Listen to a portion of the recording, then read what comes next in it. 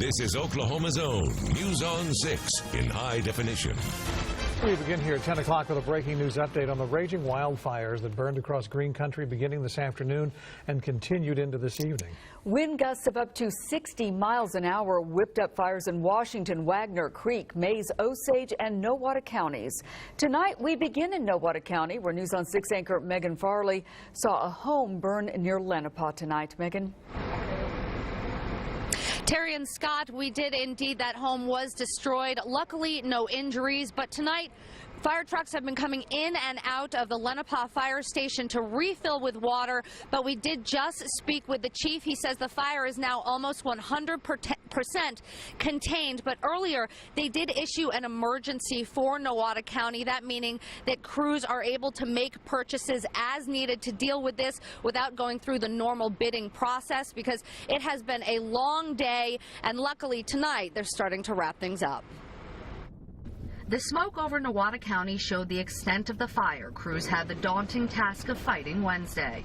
Overall, considering this is one of the worst fires that I've seen in a long time, I think we're faring pretty well. Chief Sonnenberg says flames destroyed one residential home, but nobody was injured.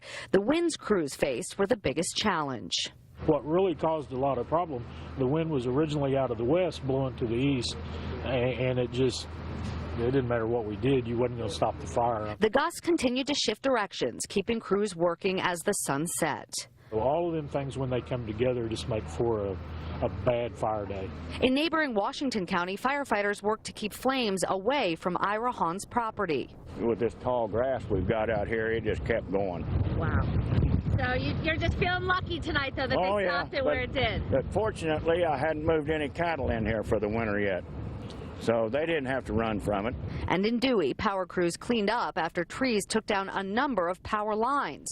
Overall, a day of high winds and fire that kept everyone busy. So again, luckily no injuries. They do tell us this fire is almost 100% out, but crews are keeping an eye on some of those hot spots around the county. Megan Farley, News on 6. And Will Cavanaugh has been flying from fire to fire in Osage Sky News 6 HD today. He shows us what Lenape looked like from above. Well, we're out here about 3 miles just to the west of Lenape, where we had an outbuilding filled with hay, as well as a shop just adjacent to it, caught on fire. Now, firefighters are been going from house to house, really putting up protective, defensive perimeters around every building. The fires have been moving very rapidly out here. Earlier today, we had winds as high as 50 miles per hour. Right now, we're looking at anywhere from 30 to 35 miles per hour, and firefighters are just having a hard time keeping up with the fire. As we move into dark, we're able to see just how much has been burnt out here. We're going to see totals as much as 10,000 acres and more as the smoke clears, and we're really able to assess this over the next couple days. Flying in Osage Sky News 6 HD, I'm Will Cavanaugh. The first fire calls came in this afternoon from all around Bartlesville. News on 6 reporter Allison Harris has more from some of today's other wildfires. Lines of fire race into the night in Lenape. Flames spread up to 100 feet per minute, spanning more than 4 miles in length at times. A pile of timbers caught fire east of Bartlesville, putting out thick black smoke. Nearby, fires burned right up to the foundations and fences of at least a dozen homes. As fast as firefighters moved, winds kept whipping up to 60 miles per hour, fueling flames. And no matter where the firefighters are setting up some barriers to try to stop the fire is jumping the roads. Horses ran, cattle huddled together, finding a single patch of green in the midst of burning pasture. Firefighters, they're struggling just to protect people's homes, but you can see it's not just people's homes. We can see cattle found the only spot that wouldn't burn. More than 300 bales of hay burned west of Highway 75 in Ramona. Farmers' crops scorched. Crews in Washington, Wagner, Creek, Mays, Osage, and Nowata counties are using all their resources to put out the fires. The task becoming more difficult as darkness cloaks the smoke. You've seen the pictures of how the wind can carry these flames. Firefighters are asking you at home to remember that, especially if you're using an open flame outside. Allison Harris, News on 6. And today's wind made it almost impossible, as you saw, for fire crews to stay ahead of the wildfires. Coming up in about 10 minutes, Travis tells us when the wind will die down and when much cooler temperatures, even frost, will move in to take its place. Right now, Tulsa police are investigating the death of a man who was shot and run over on Braden Avenue south of Interstate 44 just before 7 tonight. Investigators are not getting much help from witnesses. They do know someone shot the man after a fight and then someone ran a car over him. Tulsa detectives tell us the man died about an hour ago.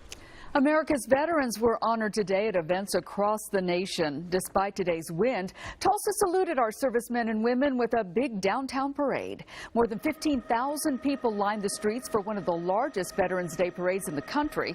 115 groups and organizations took part in the parade. This was the 96th year for it. Well, many veterans can't take part in Veterans Day parades because of their age or a disability. But Google brought the parade to them using new technology. Claremore veterans were able to get the experience of marching in a parade using only a few inexpensive items paired with a cell phone. News on 6 reporter Melissa Hawks visits veterans who were mesmerized by their virtual parade. We're here in Claremore, where all of these veterans spent the day in New York City marching in the Veterans Day Parade, but not physically, virtually. By using this device, they could look around and get a 360-degree view at the parade itself. Looking up, down, and all around, veterans at Claremore Veterans Center are getting to experience one of the largest Veterans Day parades firsthand. I'm watching the parade right now. Marines, sailors. Veterans chant as they walk down the streets of New York City. Army veteran Charlie Hicks is taking it all in. This is quite a deal. How's it come from? Modern marvel. In fact, it's hard to keep him focused. I have seen so many things change in this world in my lifetime. And I've lived in see a lot of, atomic power and all kinds of things. But this is something very, well, it's enthusing. It makes me want to look more. The device is simple enough. All it is folded cardboard and 2 lenses that make a 3-dimensional view for each one of your eyes. The magic happens when you add a cell phone with the Google Cardboard app. That's wonderful technology, I'll tell you. I don't understand it, but I think I like it. Michael Wooten works at the Google Data Center in Pryor. Bringing the parade to veterans through this cutting-edge technology is a way for him to give back. Thank the veterans here for their service and all that they've done for us in keeping us safe and making sure that we can enjoy the freedoms to develop products like this. It makes Hicks feel like his years of service in the Army and National Guard were well worth it. There's so many people out there in this world that are starting to appreciate a veteran. They didn't used to, but now they make me feel like somebody. One of the best things about this technology is everyone at home can take part. There are instructions on how to make one of these own devices for yourself. Just go to google.com/cardboard. Reporting in Claremore, Melissa Hawks, News on 6. Wasn't that fun? Yes, it was, and we certainly value all the veterans. We sure do. Yeah, it's wonderful. Well, what if you could sit down with a burglar and learn the tricks of his criminal trade? How'd you get rid of the stuff that you stole? I was banned from pawn shops, so it got to where I was just going and finding people that had flea markets or what have you, and I would sell it to them. Next here at 10, crime reporter Lori Fulbright goes behind prison walls to learn how to protect your home from a break-in.